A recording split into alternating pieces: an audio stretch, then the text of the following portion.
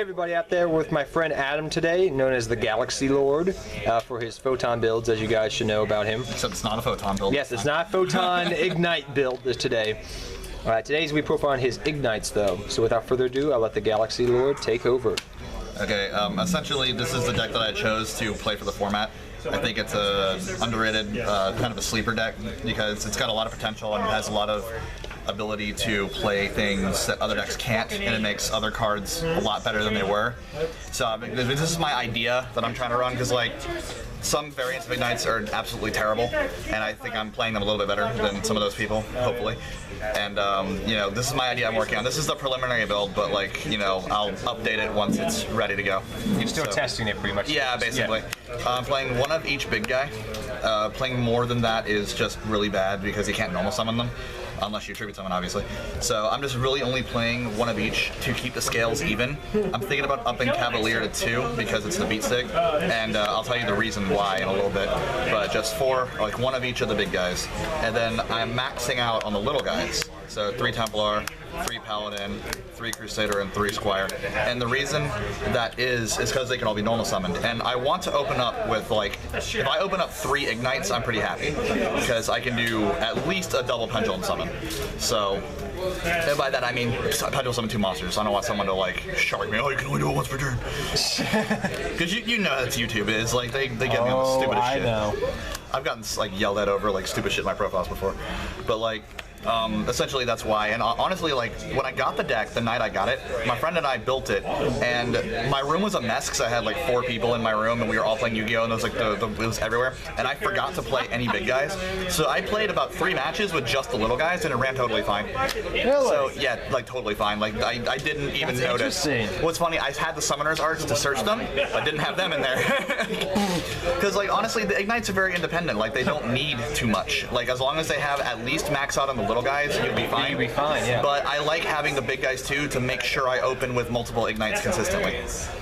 I'm playing 1 Hamster. I was playing Rabbit, but I'm testing it without Rabbit because, you know, honestly, I'd rather play Rabbit, but he does the same thing essentially, except he needs a target, and then he recycles your Pendulum monsters in your extra deck, and he's a scale, which is the only reason. He's a terrible scale, but he's still a scale. So that's the only reason I really play him. You know, and I can Pendulum summon him back to do rank 4s and stuff like that. 1 Luster Pendulum. This card is fucking terrible.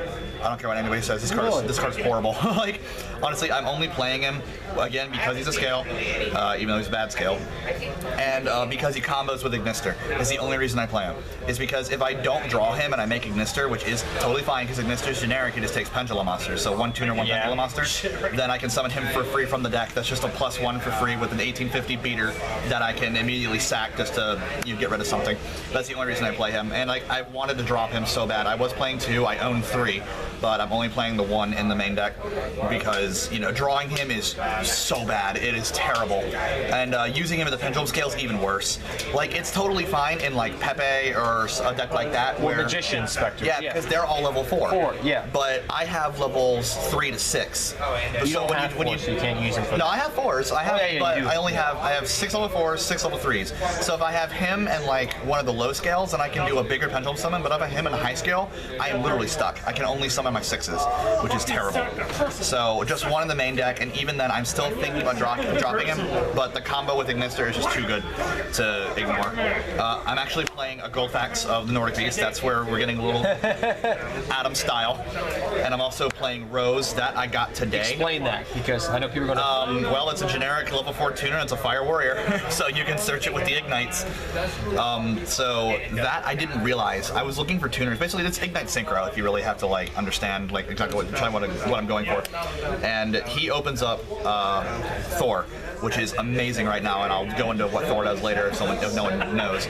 But Rose is just literally there to be another tuner, but she's a searchable tuner. So I have a searchable... She's a Fire Warrior. Exactly. So I can, and from the graveyard too, so you can use her again. Oh yeah, that's true. And then so like that's a free Stardust, it's a free Ignister, it's a free all that stuff. It's just for searching because you can Pendulum summon, including her. Like, you can Pendulum summon both of them because Ignites don't care. Ignites don't have any stipulation as far as what can be Pendulum summoned except for the level. So yeah, playing tuners in it was just a no-brainer. And then I'm playing 1 Glow Ball because Trishula, and that's, you know, amazing card. Playing triple Upstart. I actually hate running Upstart in most decks, but because I don't want to play more Ignites, I really don't want to play more Ignites than I have to. I'd rather just play the upstarts. So it's been doing fine so far, but we'll see, you know, in the coming tests. 1 Rhoda, sad face. I'm playing 2 of the Field Spell and 1 Terraforming. I was playing the Field Spell at 3, but seeing it in multiples is absolutely garbage because the Field Spell is broken, I'll be honest, because you get the Ignite search off of 1 Ignite, and you can do it from the field or the Pendulum Zone. And they all gain 300, which is pretty awesome. So this is really a good card, but it's not good enough to focus the plays around. And I'm thinking about dropping Terraforming too, because like I don't know if I need it or not, but I'm still, yeah, guys, I'm still testing. I'm playing double MST. That's really for vanities and lose 1 turn and spell fragrance and stuff like that. The cards that just kill me, as well as generic back row, because a lot of people are prepared for pendulums, and other pendulum decks, I'll be honest, they are stronger than mine. But I have access to extra deck cards they don't. So that's why I want to maximize that. Because like I have Regomniad and I have like Trishula and stuff like that they don't have. A lot of decks can't play that without playing, you know, bad cards. So I just play a Glow Bulb and I have everything I want, you know, so double MST. I might side a 3rd one, but I'm siding 3 Danko, so I don't think it's necessary, but 2 in the main deck's totally fine. 1 Regeki. I was playing Dark Hole because in Pendulum decks, Dark Holes are Regekis, but it's not as good this format. It doesn't do anything as Magic Spectre, and it really doesn't do much against Cosmo unless you do it at the right time, which typically you're not going to be able to do that. So 1 Regeki is totally fine. And 1 Pot of Riches. This basically, because doing this on the top of the extra deck is terrible, but doing it in the graveyard is really good. And when I wasn't playing this, I was scared to go into my extra deck for Igzy summons because the pendulums go back to the grave, or they go down to the grave, and I can't get them back because I don't play Soul Charge or Call the Haunted, none of that stuff. So once they're in the graveyard, they're stuck there. This card made it safer, so I can make my Igzy's monsters and not care as much. And then if I absolutely have to, I can use the top of the extra deck, which is totally fine. And you can use any combination of both. So I mean, it's a really good card, but no more than 1. Absolutely no more than 1. I'm playing 2 Titans Throws. I need to talk about this card for a minute because this card, the Ignite build around Tyrant's Throws is completely terrible. It is horrible because if you don't open up Tyrant's Throws, then you have to make Regomni out with 5 material. But if you think about it, if you really think about it, making Regomni out with 5 material does not kill your opponent. It does a lot of damage to your opponent, but it does not kill them. So when I was playing Heroes, the last format I was playing, before I made my Dark Heroes, I was playing against full power Tyrant's Throws Ignites, and he made a full power Regomni out with 5 material first turn. And he got me down to 100 life points. And as soon as I was able to summon, I went Hero Lives, and I OTK'd him that turn. That's what I'm saying. It's like playing Regomni is really, really good mid-game, but opening up with it is garbage. So when you're playing the full max out Ignite build with this, you're basically saying I'm going to lose anyway. I'm trying to make an Ignite deck that actually can grind my opponent. So instead of just being like OTK, yeah, I'm not trying to go all in immediately. I'm trying to play it out and, like, you know, play the field and actually, you know, play good. I'm playing 2 lose 1 turns. They were in my side deck, but honestly, they're just too good not to play in the main deck. They stop everything except for me. So because my monsters are Nillas, they don't get hurt by this, even if they're special summoned. So I can Pendulum summon 5 Ignites, and none of them are hurt. It doesn't care. It doesn't matter. So just resolving this, and I can still play normally, but they have to play slow. Just makes it really, really good. And like the only downside is like if you're sitting on a bunch of Pendulum summon monsters, and obviously you need to like get them off the field in order to resolve this. But it's not that hard to do. It really isn't. Just play smart. You shouldn't be Pendulum summoning more than 2 anyway, unless you're about to kill your opponent. If they have any sort of back row, you should never Pendulum summon more than 2, because you know that could be a Grand Horn or a Bottomless or something like that. A warning, you know, whatever. I'm playing Torrential Tribute. I decided to play this over Dark Hole, and that was Shuji's idea, actually. Yeah. Because he figured stopping your opponent in their turn will hurt them more than waiting until they're done and then kill them. Even if you're playing against another Pendulum deck. Exactly. It's like Pendulum summon more than 2 or whatever, Torrential Tribute, it's all gone. Then you have to wait till the next turn to do it. It can really just screw up. And then you can just kill them that turn. Exactly. So I think Torrential Tribute is a good idea for now. 1 warning, because warning just destroys everything. Vanities, same thing. It's like, you know, Times Throws, just like playing 2 and 3 Vanities. Same. And then I'm playing Starlight Road. This card, I need to emphasize how good this card is right now, especially for this. Magic Spectres is probably my worst matchup I have because they main deck Wavering Eyes. And I don't main deck Wavering Eyes because Ignites don't really get a lot of benefit off of it. Yeah. I do side it, but like it's terrible in the main deck and Ignites because I'd rather just get their own effect than destroy them with a spell card, you know? Gotcha. In theory, it could be one more search, but that's a big waste if I'm not hurting my opponent with it. So because they're Manic and Wavering Eyes, I typically always lose against Magic Spectre, so playing Starlight Road stops Wavering Eyes, and then put the Stardust on the field so I can stop another one, as well as have a Beat Stick, or stop a Regeki or whatever. Like, this card resolves more times than it doesn't resolve. Like, straight up. And I'm thinking about playing 2. Like, I really want to try out What would you 2. drop it for the other one, exactly? Probably the Terraforming or one of the Tyrant's Throws. Tyrant's Throws is really good, but I don't think playing 2 of them is necessary. Because, like, you don't always get it. And it's whatever. You don't always need it either. And then for the extra deck, playing Trishula, obviously, because I'm playing Glow Bulb, and it's really easy to make, because 2 level 4s out of my 6, and then Glow Bulb is a Trishula. So it's really easy to just spam them out. Thor. If anyone doesn't know what Thor does, he's a level 10 Beast Warrior Synchro with 35 attack, 28 defense. He takes 1 Nordic Beast Tuner, so that's Gold Tax, and then 2 or more non-tuner monsters. Just doesn't matter. So that's Gold Tax and 2 3s of my 6. So that's the easiest way to make Thor. How often do you go into Thor? I don't go into Thor that often, but when I have the ability to go into Thor at a good time, I typically win, because he's just such a good card. His effect is once per turn, slow effect, so you have to activate it on your turn. He's a skill drain for your opponent's monsters, no targeting. And then if he dies by your opponent's card, battle or card effect, whatever, and he goes to the graveyard, you can banish the Nordic Beast Tuner in your graveyard to special summon back at the end phase and burn your opponent for 8, so you keep him. Yeah, so dealing with him once is not that bad. Dealing with him twice is a little bit harder. So he's just really good against Magic Spectre. He's really good against Cosmo because they can't get over him, and it's just typically a very good card.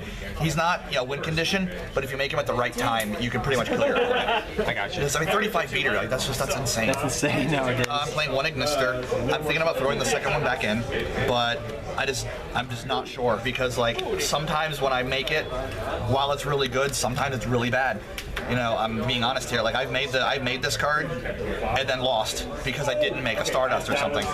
So and Crimson Blader is really good, but I might drop him for another one of him. It's just thinking. I'm just thinking. You're still testing the deck out. Like yeah, I mean this is a very hard deck to test because like I'm literally going off of nothing. I'm making it all myself. So yeah, it's not the standard version. Not at all. I've seen, yeah. It plays very differently too. 1 Crimson Blader, because I do still think Crimson Blader is like one of the best synchro monsters ever, but it's just like it's only really good against Cosmo. But if they have Wicked Witch on the field, it doesn't hurt them. Which I did that earlier. My friend Yushiji had Wicked Witch, and I completely forgot Wicked Witch can defend itself by battle, and I made this and ran into it and didn't do anything. So I would have rather made this, it was in between these two, and I kind of just like jumped for that. So. Stardust Dragon, because we're playing Starlight Road, as well as it's a generic level 8 synchro that's just really, really good right now. This card is fucking awesome. I'm playing Hot Red Dragon Archfiend. I was thinking about playing the new one, the one that just came out, but I don't have access to it, I just kind of have this. So just being able to blow up your opponent's attack mode monsters, and then have a 3k beater in the field is just pretty good. So I'm thinking about playing Cyframe Omega, but I have to get a hold of an Omega. That's another one card I want to test out, but we'll see. So far, he's been doing pretty good, actually. He's really good against like BA and stuff like that, when they drop like the double Downer Magicians. Or stuff like that, then it's really going to just out everything. I'm playing 1 Zeta. I think Zeta is actually really good because he forces your opponent to play in defense mode, which is terrible when you're trying to win the game.